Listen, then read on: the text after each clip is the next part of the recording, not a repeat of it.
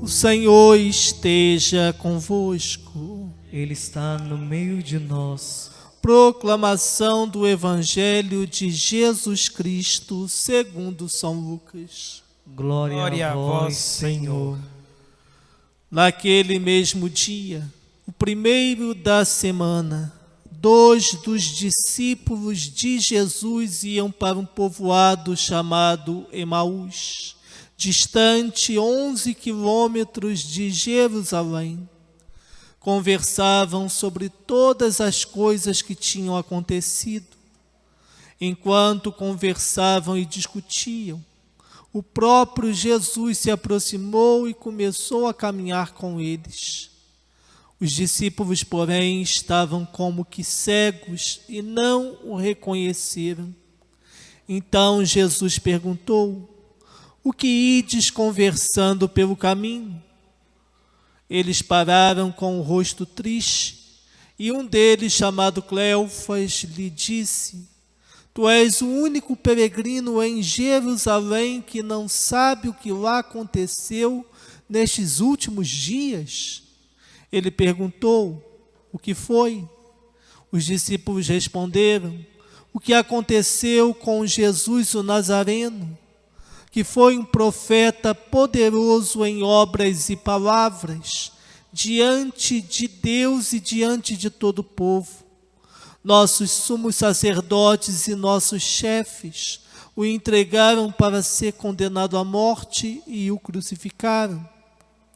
Nós esperávamos que ele fosse libertar Israel, mas apesar de tudo isso, já faz 3 dias que todas essas coisas aconteceram. É em verdade que algumas mulheres do nosso grupo nos deram um susto.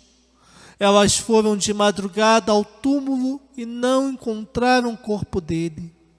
Então voltaram dizendo que tinham visto anjos e que estes afirmaram que Jesus está vivo. Alguns dos nossos foram ao túmulo e encontraram as coisas como as mulheres tinham dito. A ele, porém, ninguém o viu. Então Jesus lhes disse: como sois sem inteligência e lentos para crer em tudo o que os profetas falaram. Será que o Cristo não devia sofrer tudo isso para entrar na sua glória? E começando por Moisés e passando pelos profetas, explicava aos discípulos todas as passagens da Escritura que falavam a respeito dele.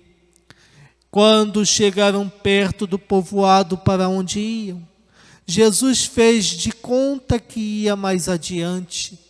Eles, porém, insistiram com Jesus, dizendo: fica conosco, pois já é tarde e a noite vem chegando. Jesus entrou para ficar com eles. Quando se levantou à mesa com eles, tomou o pão, abençoou, partiu e lhes distribuía.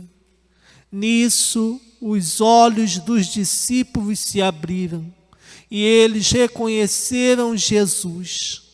Jesus, porém, desapareceu da frente deles. Então, um disse ao outro: não estava ardendo o nosso coração quando ele nos falava pelo caminho e nos explicava as Escrituras?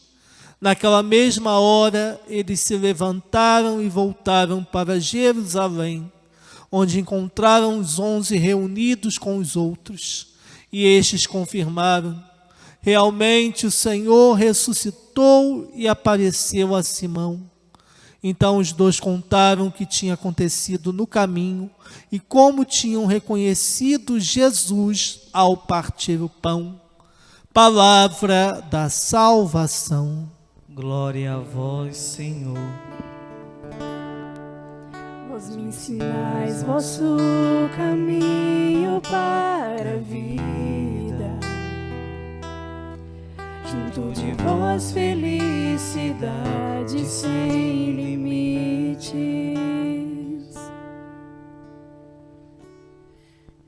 Olha aí, Deus já respondendo aos nossos pedidos, o Murilo, a família do Murilo lá de Mogi das Cruzes, porque rezamos no início da missa, já comunica-nos através das nossas redes sociais que ele terá alta amanhã. Olha o progresso aí, tá vendo? Deus o abençoe. O Manuel Silvino, em Nova Iguaçu, ele fez uma cirurgia, está pedindo pela sua recuperação. Ele e a esposa Lúcia tiveram um acidente grave de bicicleta tempos atrás, já voltaram à ativa com a graça de Deus. Adela Pereira, de Bonito, Bahia, também pede orações. Então, assim, Deus vai nos colocando diante de pessoas que se unem a nós nesta dimensão de fé. Eu que gosto de fazer um sobrevoo sobre as leituras proclamadas, hoje me aterei apenas no Evangelho. Este Evangelho que penso que responde também àquilo que nos foi apresentado nas demais leituras. Primeira leitura, o Salmo, e na segunda leitura. Portanto, meus irmãos e minhas irmãs, os discípulos estavam decepcionados com Jesus, porque esperavam que este Messias, o Salvador, em quem eles haviam investido a própria vida, não fez conforme eles pensavam que ele faria, porque afinal ele era o Deus, e eles acreditavam na fala de Jesus, e mesmo porque viam os sinais que Jesus realizava no meio deles. Então, na cruz, eles esperavam a todo momento, durante a tortura, o flagelo, o martírio de Jesus, que algo de estrondoso, faraônico, belo, maravilhoso acontecesse, com luzes, canhões de luzes, fumaça, aquilo como a gente sempre pensa quando nós falamos do poder de Deus. É um limite humano, mas isso não aconteceu. E eles foram, como eu gosto de dizer, né? Cabeça baixa, ombros caídos, pelo caminho afora. Saíram de Jerusalém, o centro do poder, onde eles pensavam que Jesus de fato fosse fazer a grande revelação da sua autoridade, que eles pensavam humanamente falando, e vão para a periferia, Emaús, 11 quilômetros mais ou menos de Jerusalém. Pela estrada, quem lhes aparece? Jesus. E ali trava todo o diálogo que vocês bem ouviram. Mas eu vou partilhar com vocês um limite meu, uma humanidade, uma fragilidade, mas eu espero que vocês não riem de mim. Eu espero que vocês não manguem de mim, como diz o nordestino. Não tirem sarro com a minha cara. E nem jogue na minha cara este meu pecado. Vocês sabem do que eu vivi no dia 23 de março, portanto, o mês e 3 dias atrás, com o falecimento do meu irmão. O Sebastião, o Tião, que ultimamente ele atendia o telefone, dizendo: Sebastião Antônio falando, é o caçula da família. Negão, saradão, fitness, gostava de dançar, gostava de bater um pandeiro, arranhar um violão, no churrasco, nas festas lá de casa, ele que trazia a animação, estava sempre de bem com a vida, nunca alterava com ninguém, sempre tinha uma piada, uma graça a fazer. Por exemplo, na roda de conversa que nós fazíamos de vez em quando em casa, você observava um ou outro e não via nada. E ele, quando começava a imitar um de nós, pronto, era uma risaiada só. Tinha este dom, tinha esta capacidade. Era uma pessoa de fé. Depois que ele faleceu, que fomos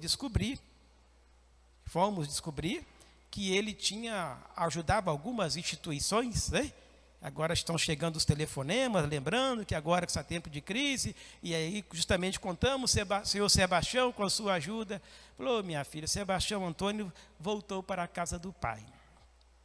Mas eu, no período da enfermidade dele, vendo ele na sua fragilidade, se definhando, e quando eu comecei a empurrá-lo na cadeira de rodas, na cadeira de banho, eu até estufava o peito, sabiam? Eu falava assim, isso aqui não é nada não, isso aqui é para a honra e glória de Deus. Imagina, o Sebastião, esse menino tem muita energia. O meu humano, querendo condicionar Deus.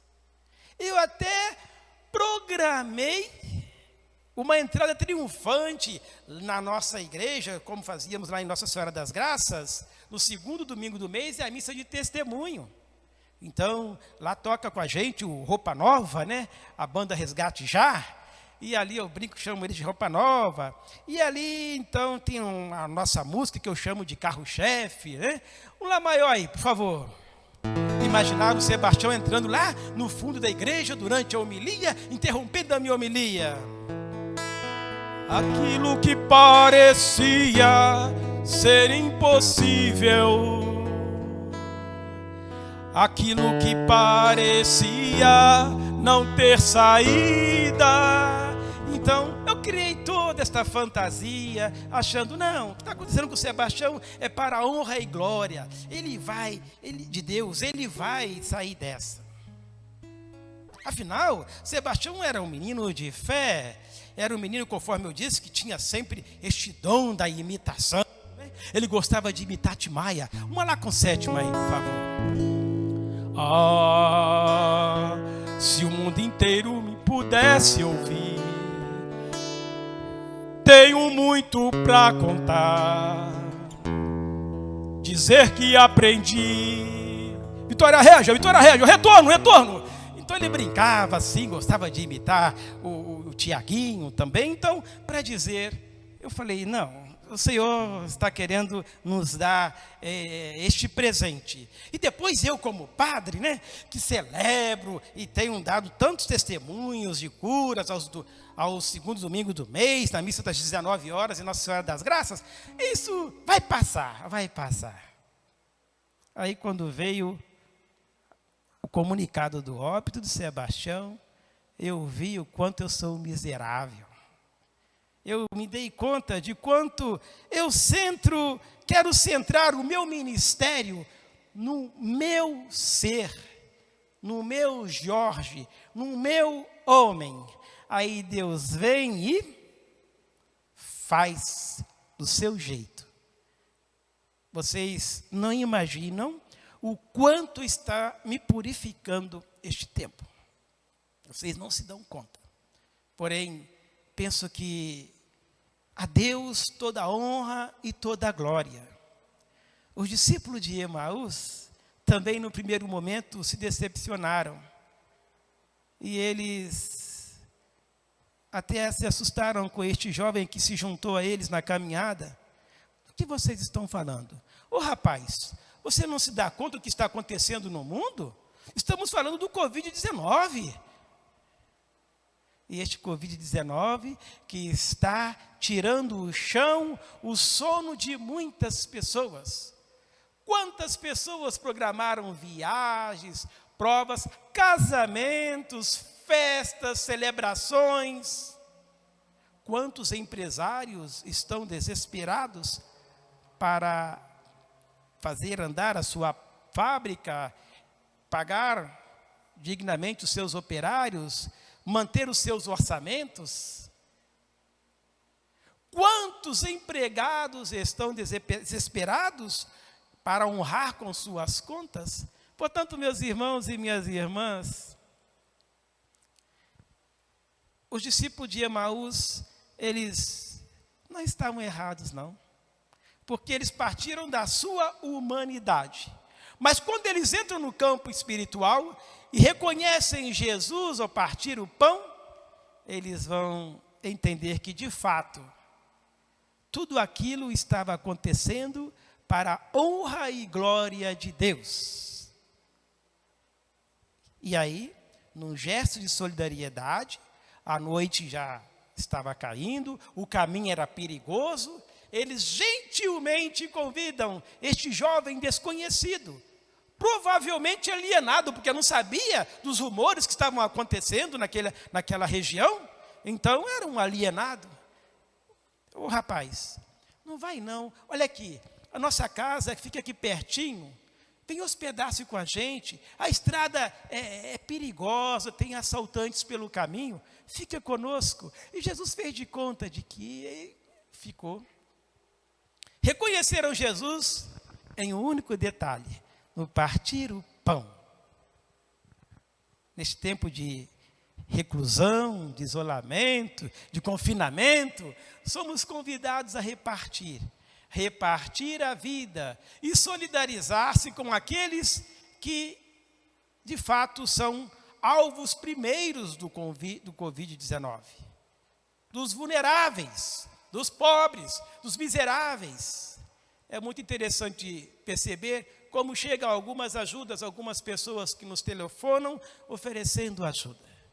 Então é esta descoberta que nós precisamos fazer neste Cristo que caminha com os discípulos de Emaús. Provavelmente o casal, depois a gente vai resgatar, Cleófas provavelmente é a mulher e não um homem como muitos pensam. Então, meus irmãos e minhas irmãs, por que será está acontecendo isto com o mundo? Por que será o mundo está fazendo esta experiência de medo, de insegurança, de incerteza? O que Deus está querendo nos dizer? Foi Deus que mandou isso? Isso é castigo de Deus? É a possibilidade de nós retomarmos a nossa relação com Deus. É a possibilidade de nos agraciarmos nele e descobrirmos o verdadeiro sentido da vida. Qual é o sentido da vida? O sentido da vida não está nos nossos projetos, nos nossos programas, nas nossas concepções, bem elaboradas, bem calculadas, mas está nas mãos de Deus. Nós, na paróquia, ou na cidade de Volta Redonda, tínhamos marcado uma peregrinação a Santa Dulce dos Pobres, olhar de perto, conhecer a vida dessa mulher, as obras que ela deixou. Aí vem esta praga mundial e nos desloca. Certamente veremos mais tarde, remarcaremos uma nova data, porém, vivemos nesta incerteza. Os discípulos de Emaús saíram daquele encontro com Jesus revitalizados. Quando Jesus desapareceu da frente deles, eles, de fato, olha, o nosso coração ardia. Ele falava com uma segurança tal, de fato, o Espírito Santo estava presente nele, ele é o próprio Espírito Santo. Eles que pouparam aquele jovem desconhecido de seguir a estrada por causa da noite, eles fazem o caminho de volta. Olha o caminho de volta que o padre Jorge Axé sempre fala.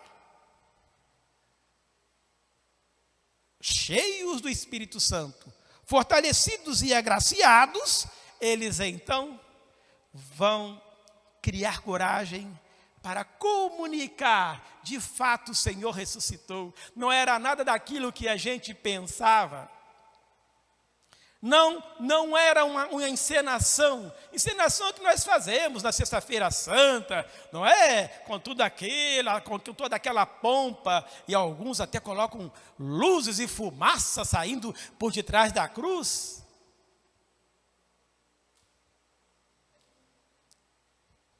Eu lembro sempre para vocês, retomo hoje, que a Eucaristia é o maior milagre da face da terra. É o maior milagre da face da terra. E que nós não podemos sair da igreja do mesmo jeito que entramos. Vocês estão se lembrando quando eu digo isso, né? Quantas vezes eu gosto de lembrar esta fala, que eu acho ela muito forte, muito precisa, carregada de uma espiritualidade tal que nos fortalece, nos encoraja. E eu quero agora fazer um paralelo, meu irmão e minha irmã. Este tempo que nós estamos vivendo vai passar, vai terminar. Então eu gostaria que você não saísse do confinamento, do isolamento social, do mesmo jeito que você entrou. Faça deste tempo um tempo de reflexão, de amadurecimento de fé, de equilíbrio, de busca de paz. Faça deste tempo um momento oportuno para você calar a sua alma, o seu espírito, entrar em sintonia com o cosmos, com a natureza que está à sua volta. Ou se você não tem natureza, você vive num apartamento entre paredes, cale-se, aquiete, escute os sons ao seu redor, renove a sua espiritualidade, para que, como os discípulos de Emaús, possamos dizer: neste tempo, de fato, não ardia o nosso coração? Não foi Deus que nos mandou esta praga, mas o que Deus quer dizer para mim? Deus não curou o Sebastião Antônio para manter a alegria da família, mas ressuscitou, revitalizou, glorificou Sebastião Antônio. Deus não fez a vontade do Padre Jorge, que queria manipular o poder e a autoridade de Deus.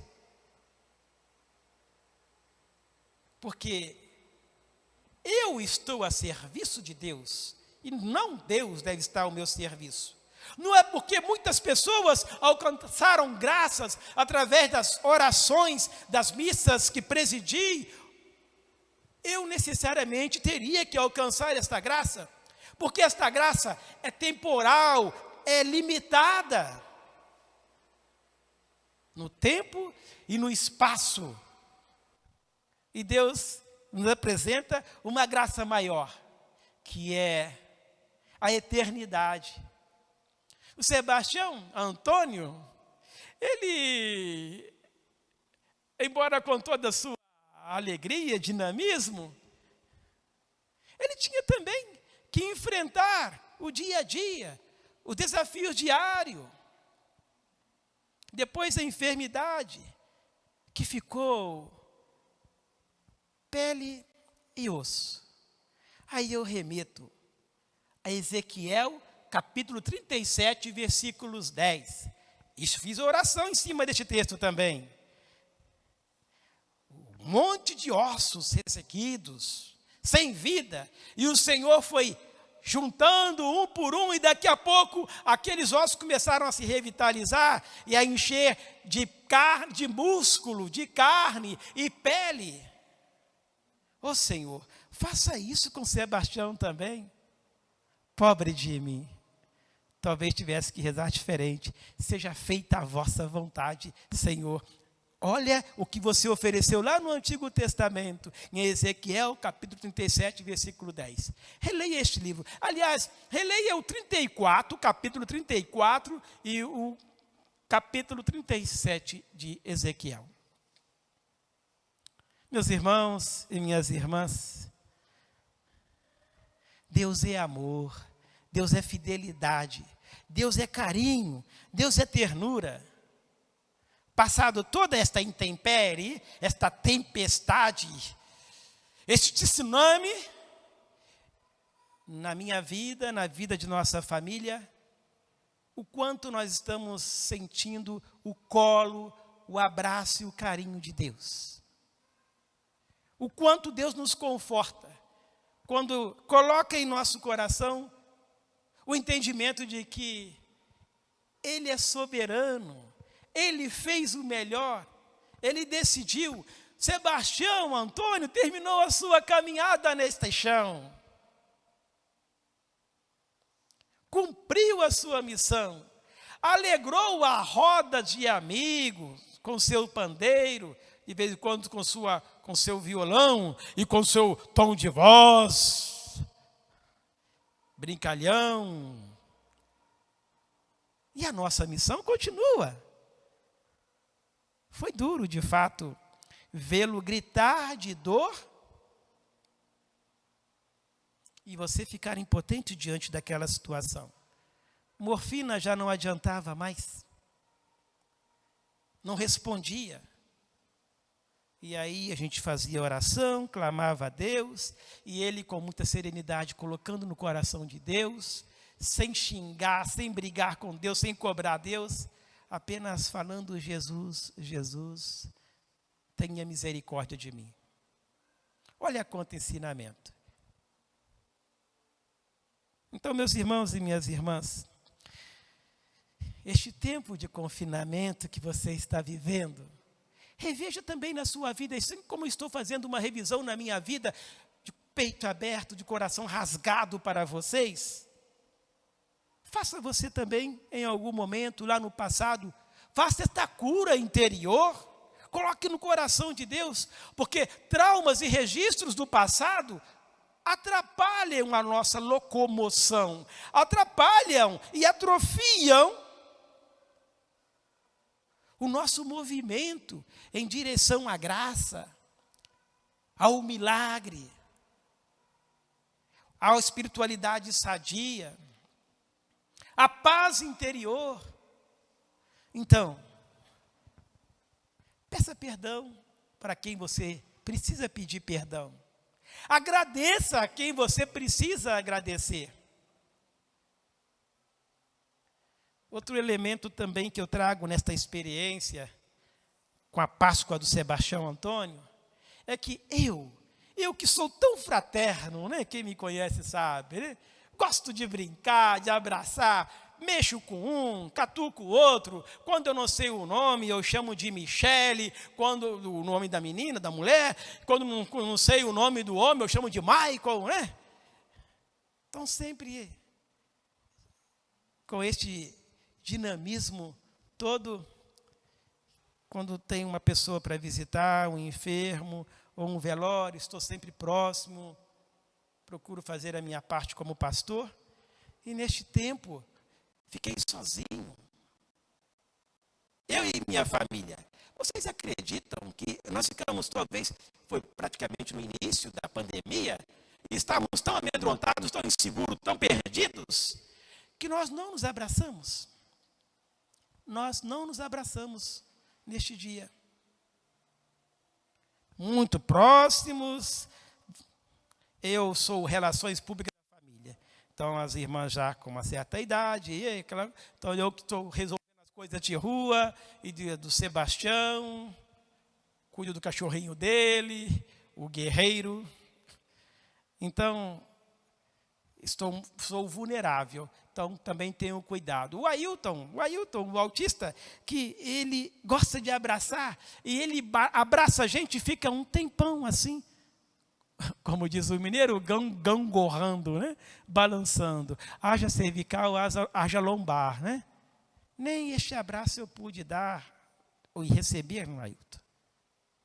O que Deus quer dizer para mim? Para minha família, que é uma família bonita, uma família unida, uma família de oração, uma família presente na vida um do outro, que quando acontece algo, uma enfermidade, chega junto todo mundo. Estranho, né? Os discípulos de Emaús estavam decepcionados com Jesus. Reconheceram Jesus. Se deram conta que o ressuscitado estava entre eles. E nós reafirmamos sempre no nosso grupo de família: o Senhor ressuscitado caminha conosco. Não nos deixou só, muito pelo contrário. Levou o Tião para colher os frutos que ele plantou aqui. E certamente, com as dores e os sofrimentos que ele viveu, ele se purificou. Portanto, meus irmãos e minhas irmãs, mais uma vez, não saia da frente deste vídeo do mesmo jeito que você sentou aí para nos acompanhar e participar desta missa, fazendo a sua comunhão espiritual, se assim posso dizer. Não saia do confinamento. Sabe Deus quando será? Do mesmo jeito que você entrou. E que esta graça divina que o Senhor nos proporciona viver, seja para nós uma maturidade de fé, um crescimento, com uma espiritualidade arraigada, sem medo, assim como este casal, os discípulos de Emaús. Louvado seja nosso Senhor Jesus Cristo. Então, mais uma vez, vamos agradecer a Deus pelo dom da vida daqueles que nos acompanham, pelos meios de comunicação, Vitória, Espírito Santo, Barra do Piraí, São João de Meriti, Pastoral Afro de várias cidades do Brasil. Olha só que beleza, que